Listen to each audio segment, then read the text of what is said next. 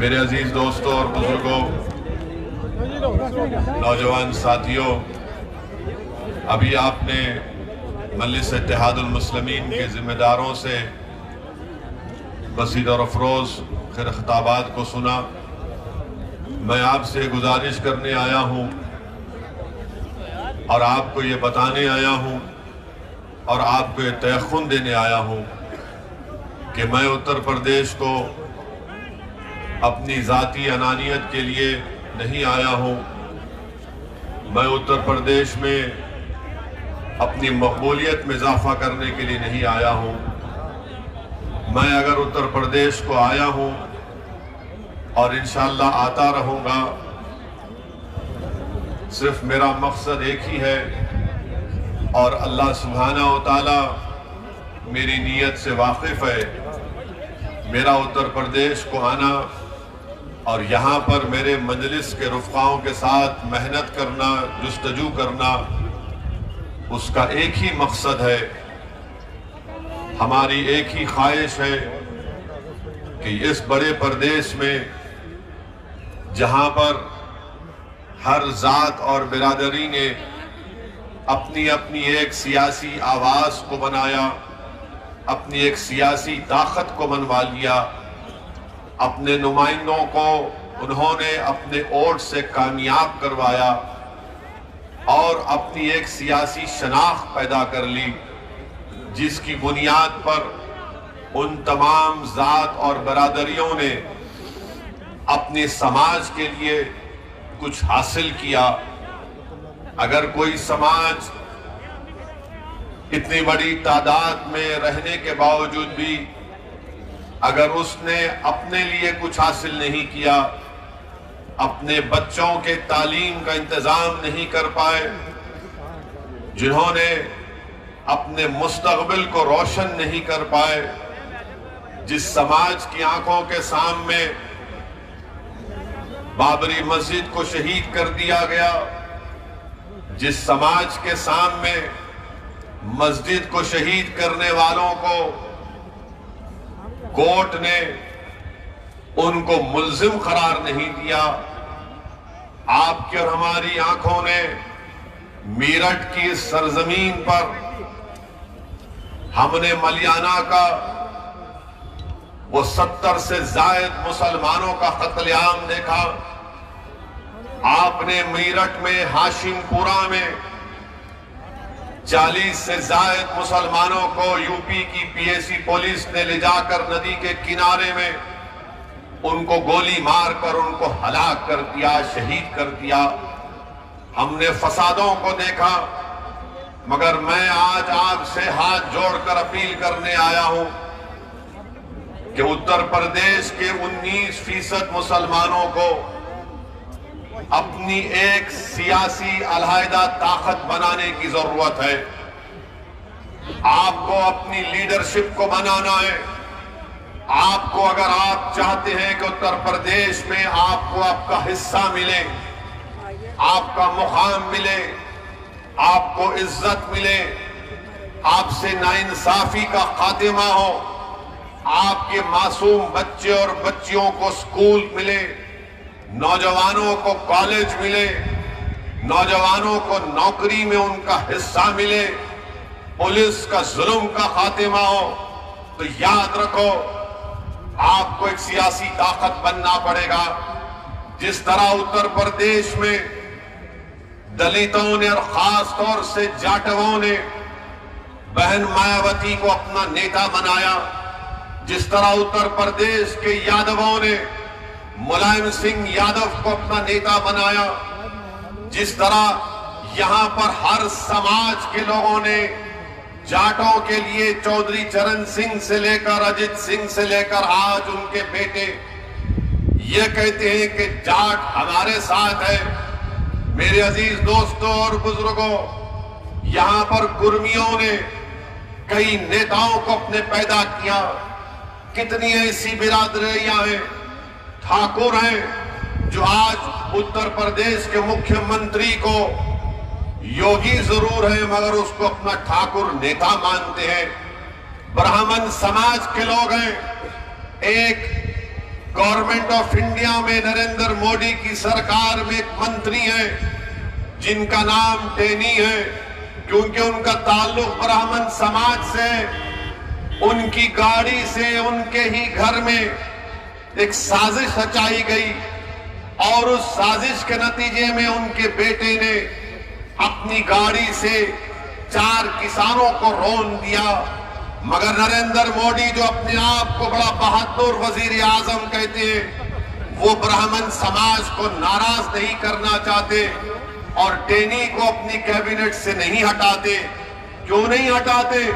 क्योंकि अगर मैं इसको हटाया तो उत्तर प्रदेश के ब्राह्मण समाज के लोग नाराज हो जाएंगे। अपने ही गाड़ी से उनके बेटे ने 4 किसानों को खत्म कर दिया। मैं आपको ये मिसालें इसलिए दे रहा हूं ताकि आपको अंदाजा हो जाए। आपको जानकर तकलीफ भी होगी कि मलियाना का फसाद कब हुआ था। मलियाना का फसाद मई 34 साल हो गए। 70 मुसलमानों को गोली मारकर शहीद कर दिया गया था। अब तक मुकदमा खत्म नहीं हुआ है।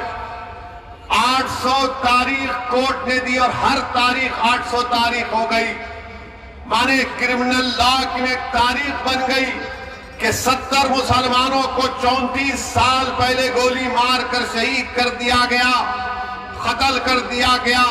34 साल में कांग्रेस की सरकार, 34 साल में बीएसपी की सरकार, 34 साल में समाजवादी की, बीजेपी की सरकार, मगर किसी ने भी उन मलियाना में मरने वालों से इंसाफ नहीं किया।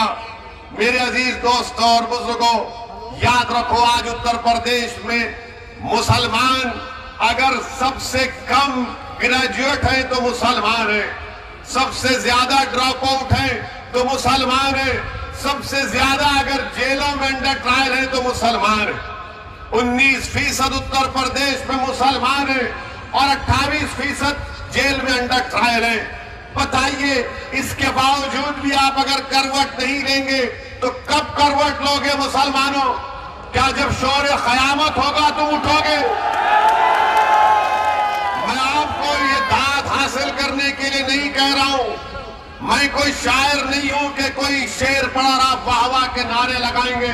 मैं आपको बता ये रहा हूं कि जब आप यहां से उठकर जाएंगे तो मेरी ये ऐन ख्वाहिश है कि आप में एक तब्दीली पैदा हो जाए, आप में एक सोच पैदा हो जाए, आप में एक फिक्र पैदा हो जाए। क्योंकि आपने बरसों इन तमाम सियासी पार्टियों का साथ दिया। बताइए हमने क्या हासिल किया, क्या मिला आपको? आपको हमेशा डराते रहे। 34 साल पहले, 60 साल पहले यही कहा गया फिरका परस्ती को शिकस्त दो, हमने फिरका परस्ती को शिकस्त दी। कभी कहा गया जनसंघ को हराओ, हमने जनसंघ को हराया।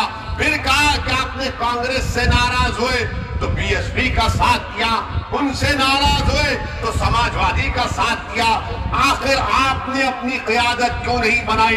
कोई कहेगा यहाँ पर कि नहीं, मीरठ से मुसलमान एमएलए बना, मीरठ से यहाँ पर इस इलाके से एमपी भी बना, मगर याद रखो वो तुम्हारा नहीं था।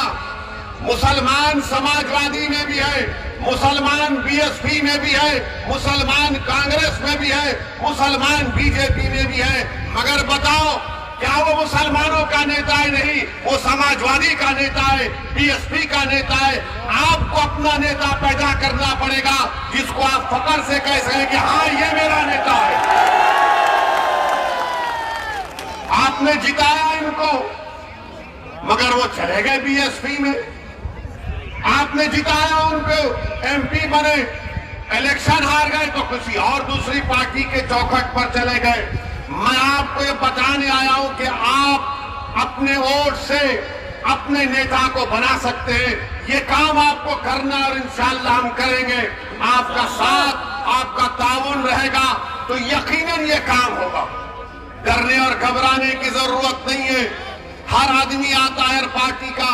अभी मुझे बताया गया कि आज के जलसे आम में आने से पहले बाद समाजवादी के और बीएसपी के नेता आवाम को रोकना चाहते हैं, पुलिस के जरिए से चेकिंग करा रहे हैं। अरे आप क्यों चेकिंग करा रहे हैं? क्यों इस्तेमाल कर रहे हैं पुलिस को?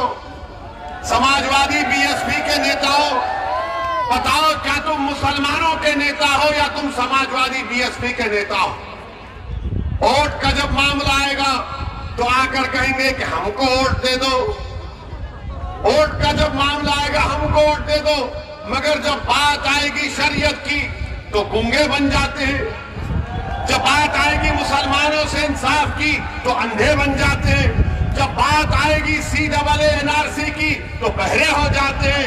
अरे सब चीज पर हम बोलते हैं और जब इलेक्शन का मामला आता तो बोलते नहीं, ओवैसी भाषण तो अच्छा देता मगर बीजेपी को हराना है।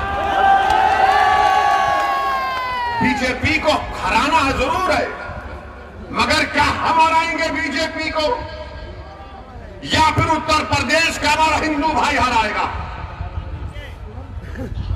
डेटा है, आदाद और शुमार है कि पिछले 2019 के लोकसभा के चुनाव में 75% मुसलमानों ने बीएसपी और समाजवादी को वोट दिया। उसके बावजूद भी सिर्फ 15 लोकसभा की सीट पर कामयाब हुए, बाकी सीट पर बीजेपी कामयाब हो गई। किसकी वजह से हुई? क्या आपने दिया बीजेपी को वोट? क्या आप देंगे बीजेपी को वोट? क्या आपकी ख्वाहिश नहीं है कि दोबारा योगी इस प्रदेश का मुख्यमंत्री ना बने? मगर ये कैसे होगा? क्या आपको यकीन नहीं है कि मजलिस बीजेपी को हरा नहीं सकती? यकीनन मजलिस बीजेपी को हरा सकती और हराएगी इंशाअल्लाह। मगर